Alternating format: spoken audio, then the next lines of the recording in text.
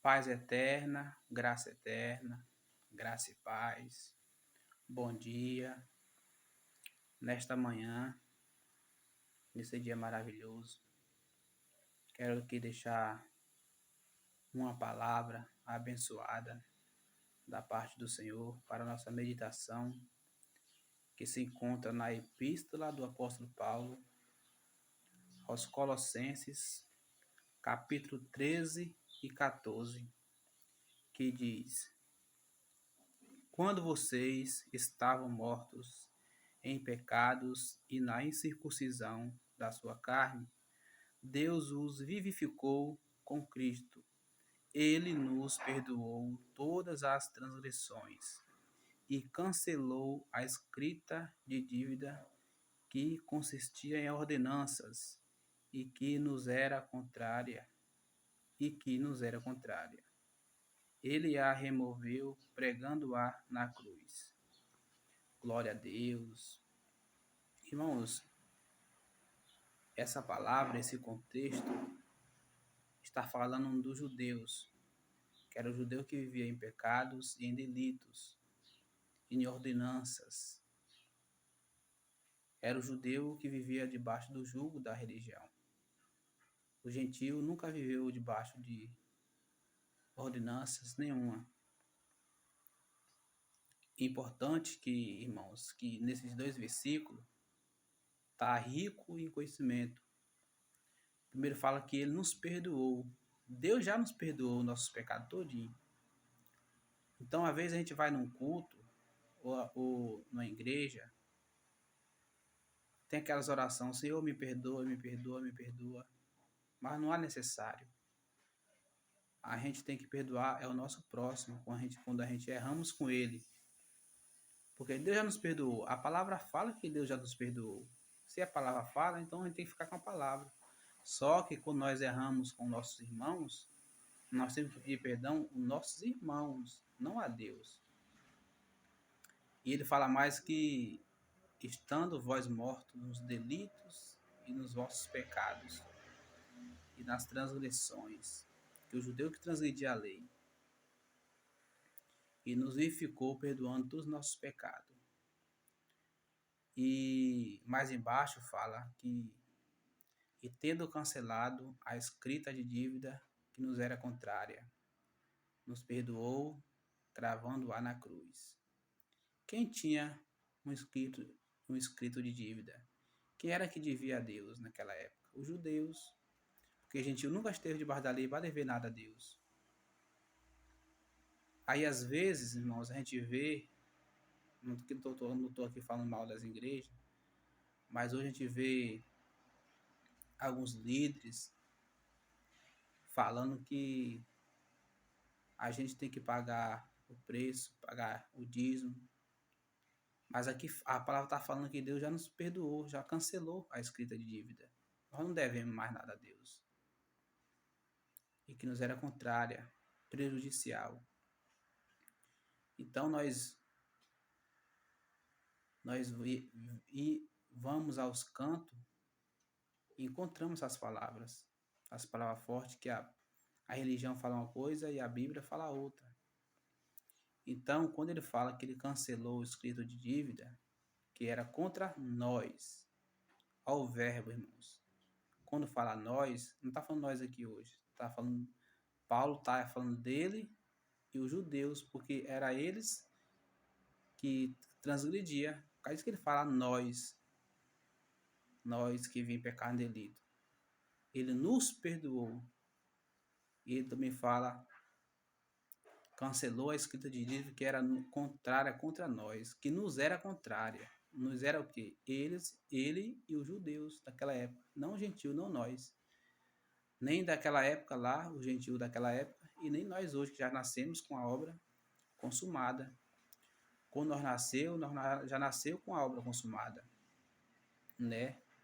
Mesmo assim, o gentio de lá daquela época não vivia em ordenança, em pecado, em delitos, não. Vivia na obra da carne, igual hoje, as pessoas vivem na obra da carne, mas não é pecado, a condenação. Então, quando a palavra de Deus fala que ele cancelou o escrito de dívida que nos era contrária, Nos quem? Paulo e os irmãos e os judeus. Gentil aqui não cabe, não. Que hoje, com a nova Jerusalém descida, hoje nós somos a Israel espiritual, o povo de Deus. Porque Deus, lá em Efésios 1, no seu capítulo 8 para lá, fala que Deus pegou os dois povos, judeus e gentios, e uniu. O gentio andava longe da promessa, longe das alianças, sem Deus no mundo. E eles eram inimigos. Jesus pregou. A maior pregação foi a de Jesus, que ali ele pregou, trazendo a paz. Reconciliou os dois povos. Matou a parede de separação. Você lembra com aquela passagem que Jesus falou bem assim com aquela mulher? Aquela mulher pede algo a ele e ele fala bem assim: eu não fui enviado a não ser as ovelhas perdidas da casa de Israel. Porque Jesus não veio para o gentio, veio para Israel. Então ele falou, o que ele queria dizer ali? Para você, gentio, eu ainda vou enviar um, que foi o apóstolo Paulo, que era o pregador dos gentios. Então, irmãos, a escrita de dívida já foi paga, já foi cancelada para os judeus. Se foi para os judeus, e nós, que nunca esteve debaixo de ordenança, nós sempre foi livre, mas não para alugar carne, irmãos. Se a pessoa for, e não é pecado, não pede salvação a pessoa que dá lugar à carne. Há pessoas que bebem, fumam, drogas, essas coisas, gera consequência, escândalo, mas que perder salvação não perde salvação. Então Jesus pagou a dívida na cruz. Quando a palavra fala que o salário do pecado é a morte. Por que o salário do pecado é a morte? Porque quando Jesus morreu, ele pagou todos os pecados dos judeus e justificou os gentios. Então, irmãos, nós não devemos nada a Deus. Nunca devíamos, e ainda mais agora. Quem devia era os judeus. Tem uma passagem lá em Jó que fala bem assim. Deus fala bem assim: quem deu primeiro a mim para que eu haja de retribuir? Porque tudo que está debaixo do céu é meu, irmãos. Deus fala, e tudo que está debaixo dos céus é meu. Quem me deu primeiro para eu retribuir? E como que hoje as igrejas, a maioria dos líderes fala que quando a gente tem que fazer para Deus, a gente tem que dar o dízimo para Deus. Não. Deus é espírito. Deus é espírito. Porque quando a pessoa dizima, a pessoa não está dando para Deus. Está dando para o livre.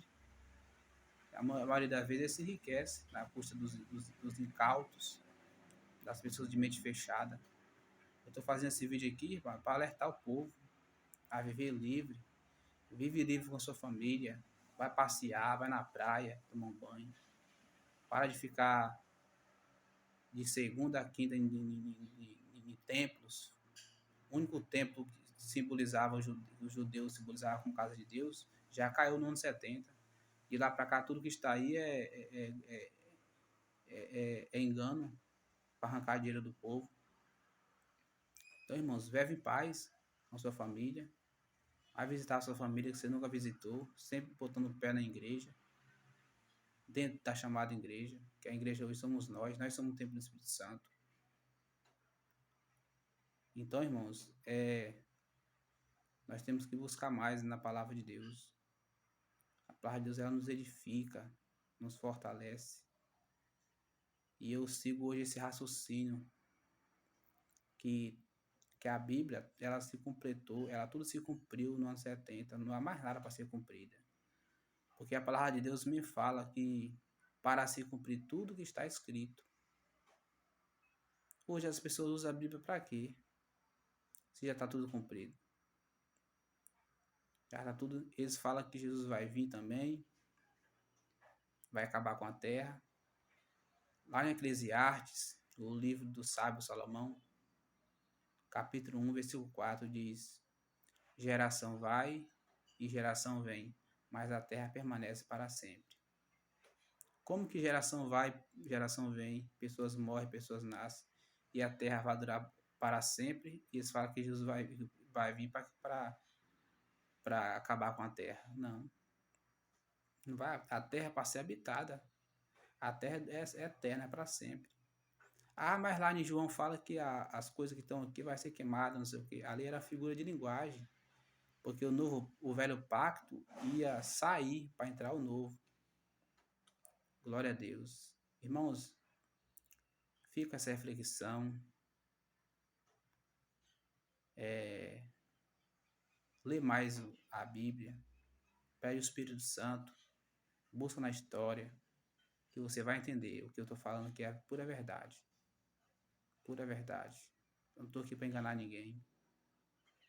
Estou aqui levando a palavra do Senhor da forma que Deus me quer, me chamou. Não imitando ninguém e não querer ser mais um, mas sim ser diferente, mas com o chamado de Deus. Amém, irmãos? Tenham um ótimo dia, próspero, feliz e abençoado, com todas as sortes de bênçãos. E lembre-se que lá na carta do apóstolo Paulo, em Efésios, capítulo 1, versículo 3, diz que ele nos abençoou com todas as sortes de bênçãos espirituais nos lugares celestiais em Cristo. Ele nos abençoou com todas as sortes de bênçãos. Então, irmãos, em nível espiritual, nós já está todo completo abençoado. Todo completo. Todo abençoado completamente. Em nível espiritual, vida eterna já está garantida. A Nova Jerusalém já desceu.